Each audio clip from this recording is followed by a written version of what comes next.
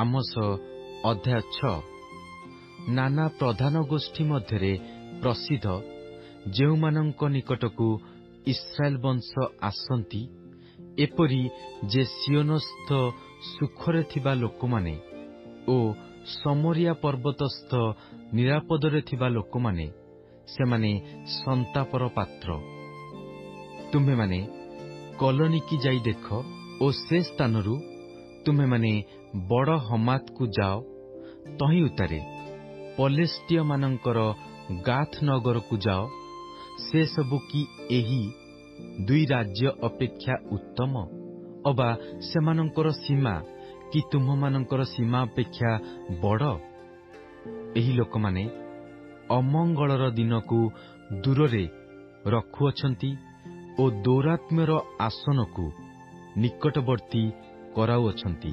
ସେମାନେ ହସ୍ତିଦନ୍ତ ଶଯ୍ୟାରେ ଶୟନ କରନ୍ତି ଓ ଖଟ ଉପରେ ଆପଣା ଆପଣା ଗାତ୍ର ଲମ୍ବାଉଅଛନ୍ତି। ଆଉ ପଲରୁ ମେଷଶାବକ ଓ ଗୋଠରୁ ଗୋବୋଶ୍ଚ ଆଣି ଭୋଜନ କରନ୍ତି। ନେବଲ ଯନ୍ତ୍ରରେ ଅନର୍ଥକ ଗୀତ ଗାନ କରନ୍ତି। ଦାଉଦର ନ୍ୟାୟ ଆପଣାମାନଙ୍କ ନିମନ୍ତେ ନାନା ବାଦ୍ୟଯନ୍ତ୍ର ନିର୍ମାଣ କରନ୍ତି। ବଡ଼ ବଡ଼ ପାତ୍ରରେ ଦ୍ରାକ୍ଷାରସ ପାନ କରନ୍ତି ଓ ଉତ୍କୃଷ୍ଟ ତୈଳରେ ଆପଣାମାନଙ୍କୁ ମର୍ଦ୍ଦନ କରନ୍ତି। ମାତ୍ର ଯୋସେଫର କ୍ଲେଶରେ ସେମାନେ ଦୁଃଖିତ ହୁଅନ୍ତି ନାହିଁ।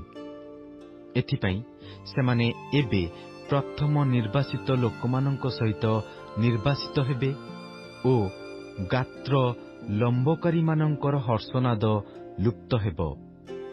ପ୍ରଭୁ ସଦାପ୍ରଭୁ ଆପଣା ନାମରେ ଶପଥ କରିଅଛନ୍ତି, ସଦାପ୍ରଭୁ ସୈନ୍ୟାଧିପତି ପରମେଶ୍ୱର ଏହି କଥା କହନ୍ତି, ଆମ୍ଭେ ଯାକୁବର ଗୌରବକୁ ଘୃଣା କରୁ ଓ ତାହାର ଅଟ୍ଟାଳିକା ସବୁକୁ ତୁଚ୍ଛ ଜ୍ଞାନ କରୁ। ଏଥିପାଇଁ ଆମ୍ଭେ ନଗର ଓ ତନ୍ମଧ୍ୟସ୍ଥ ଯାବତୀୟକୁ ପରହସ୍ତରେ ସମର୍ପଣ କରିବା। ତହିଁରେ ଏକ ଗୃହରେ ଯେବେ 10 ଜଣ ଅବଶିଷ୍ଟ ରହିବେ, ତେବେ ସମସ୍ତେ ମରିବେ।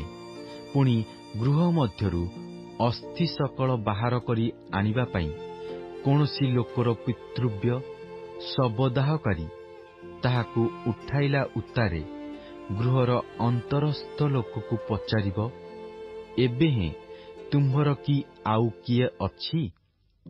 ତେବେ ସେ କହିବ, ନାହିଁ। ସେତେବେଳେ ସେ କହିବ, ତୁନି ହୁଅ, କାରଣ ସଦାପ୍ରଭୁଙ୍କର ନାମ ଆମ୍ଭମାନଙ୍କର ଉଚ୍ଚାରଣ କରିବାର ନୁହେଁ। କାରଣ ଦେଖ, ସଦାପ୍ରଭୁ ଆଜ୍ଞା କରନ୍ତି ଓ ବଡ଼ ବଡ଼ ଗୃହ ଭଗ୍ନ ହେବ ଓ ସାନ ସାନ ଗୃହରେ ଫାଟ ହେବ। ଅଶ୍ୱଗଣ କି ଶୈଳ ଉପରେ ଦୌଡ଼ିବେ? କେହି ବଳଦ ନେଇ କି ସେଠାରେ ଚାଷ କରିବ? ତୁମ୍ଭେମାନେ ନ୍ୟାୟ ବିଚାରକୁ ବିଷରେ ଓ ଧାର୍ମିକତାର ଫଳକୁ ନାଗଦଣାରେ ପରିଣତ କରୁଅଛ। ତୁମ୍ଭେମାନେ ଅବସ୍ତୁରେ ଆନନ୍ଦ କରୁଅଛ। ତୁମ୍ଭେମାନେ କହୁଅଛ, ଆମ୍ଭେମାନେ ଆପଣା ବଳରେ କି ଶୃଙ୍ଗ ଲାଭ କରିନାହୁଁ।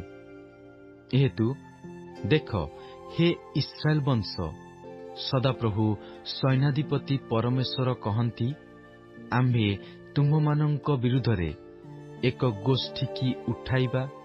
ତହିଁରେ ସେମାନେ ହମାତ୍ର ପ୍ରବେଶ ସ୍ଥାନଠାରୁ ଆରବା ସ୍ରୋତମାର୍ଗ ପର୍ଯ୍ୟନ୍ତ ତୁମ୍ଭମାନଙ୍କୁ କ୍ଲେଶ ଦେବେ।